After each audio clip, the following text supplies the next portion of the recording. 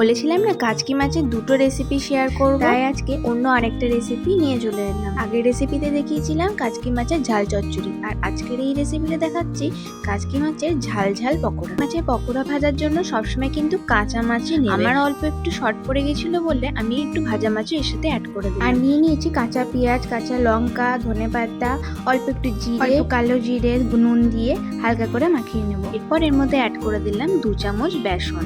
তোমরা বেসনের পরিবর্তে ময়দাও ইউজ করতে পারো। আর তার সাথে দিয়ে দিলাম অল্প একটু কর্নফ্লাওয়ার, আর হ্যাঁ একটু কালারের জন্য হলুদও দিয়ে দিয়েছি। ব্যাস আর কি, মাখিয়ে নিয়ে ফ্ল্যাট করে একটু গোল মতন শেপ দিয়ে ডুবো তেলে ভেজে নিলাম, আর ব্যাস পকোড়ার ডান। আর সাথে সাথে তুলে নিয়ে খাওয়াও ডান। গরম গরম পকোড়া চাট মশলার সাথে দারুণ লাগে।